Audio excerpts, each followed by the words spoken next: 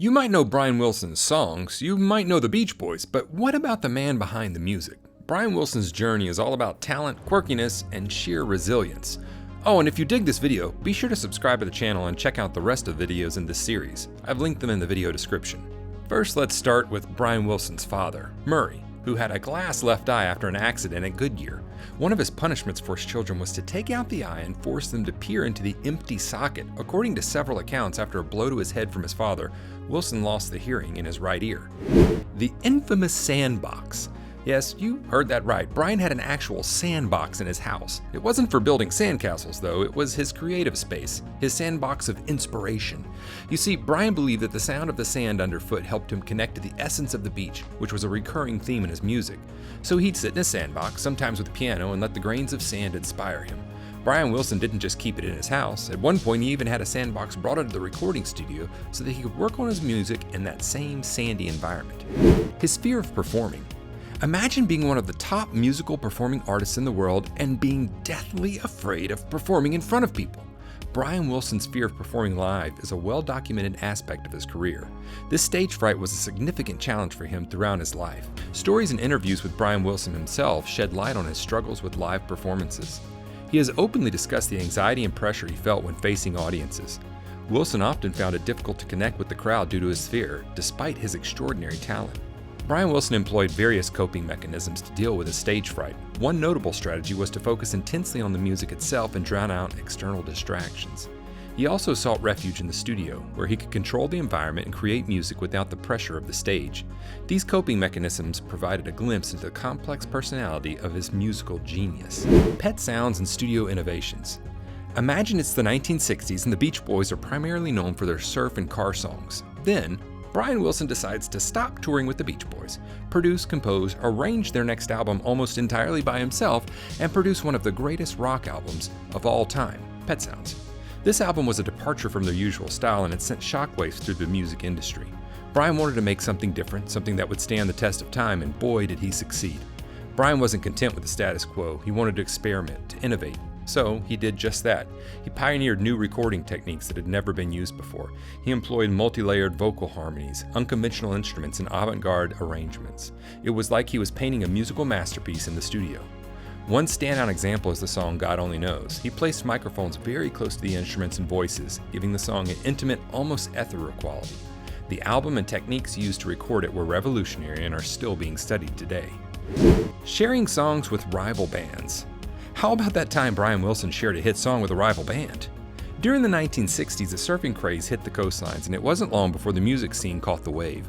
Brian Wilson, the creative force behind the Beach Boys, recognized the potential and wrote Surfin', their first big hit. It seemed like any song related to surfing could ride the charts. In the midst of crafting Surfin' USA, Brian was approached by Jan and Dean, a California duo looking to make their mark in surf music. Overwhelmed with his commitments to the Beach Boys, Brian decided to share an unfinished song he'd been working on, which he called Surf City. Jan and Dean eagerly accepted the offer, recorded the song, and released it in the same year. The results were historic. Surf City rode the wave all the way to #1 in July 1963. However, this story has a twist. While Brian Wilson and Jan and Dean were friends, Brian's manager and record label were less than thrilled. They were irate that Brian had essentially given away a hit song to a rival group on a different label. Musical prodigy. Brian Wilson's musical journey began with astonishing talents evident from a very young age. His innate ability to harmonize and create beautiful melodies set him apart. Even in his early years, it was clear he was a musical prodigy. One of the songs that showcased Brian Wilson's genius at a young age was Surfer Girl, released in 1963. He wrote this heartfelt and intricate ballad when he was just 19 years old. The song's complex vocal harmonies and emotive lyrics demonstrated a level of maturity and musicality beyond his years. Mike Love, a founding member of the Beach Boys, has frequently praised Brian's ability to craft harmonies and arrangements that were ahead of their time. Wilson's brother Dennis once said, "Brian could hear things in his head that we couldn't even fathom." His obsession with Smile. But here's where it gets even more interesting. He became absolutely obsessed with an album called Smile. This was going to be his magnum opus, a psychedelic symphony of sorts. Now, Smile was way ahead of its time, both musically and conceptually. Brian was pushing boundaries left and right, incorporating elements of avant-garde, folk, and even world music. It was a trip in and of itself. But the thing is, Smile never saw the light of day back then. Brian's intense perfectionism and the mounting pressure from the record label, coupled with his drug use, made it a turbulent journey. It was like trying to capture lightning in a bottle. The album got shelved, and Brian had what some might call a mental breakdown. It's a haunting reminder of the cost of pushing artistic boundaries to the extreme. Here's the fascinating part. Decades later, Brian Wilson revisited Smile. In 2004, he released a version of the album that finally realized his original version. It was like a psychedelic time capsule, a glimpse into a world shaped by LSD and musical innovation. LSD made his music better? So in the 1960s, when the whole psychedelic scene was taking off, Brian Wilson decided to take a trip, but not the kind you'd find in a travel brochure. Brian dabbled in LSD, like many artists of his time. This mind-altering substance had a profound impact on his music. It's like he rode a musical roller coaster through the universe of hallucinations. Some say it was during these psychedelic experiences that Brian's creative genius reached new heights. He'd dive into these alternate realities and come back with these wild, intricate ideas for his music. His use of unconventional instruments. Picture this, deciding to use a theremin, a glockenspiel, and even a bicycle horn in a pop song. These are just a few of the out-of-the-box instruments Brian wove into his compositions. He wasn't content with the usual guitars and drums. He wanted to create a symphony of sound that was uniquely his own.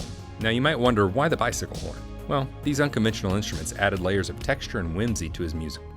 The theremin, for example, brought an otherworldly quality to some of his tracks, while the glockenspiel added a playful, childlike charm. It was all part of Brian's quest for sonic perfection. His mental health. Brian Wilson's life wasn't all sunshine and surfboards. He faced personal struggles that would have knocked many down. Brian battled mental health issues and substance abuse. These challenges took a toll on his life and career. He withdrew from the world, and it seemed like his musical journey might come to an abrupt end. But here's where the story takes a heartwarming turn. Brian found the strength to overcome these obstacles. He sought help and embarked on a journey of recovery. His resilience was nothing short of inspiring. In his later years, Brian Wilson's career experienced a resurgence. He released new music, embarked on successful tours, and received well-deserved recognition for his contributions to music. It's a tale of redemption and triumph, showing that even in the face of adversity, the power of music and the human spirit can lead to remarkable comebacks.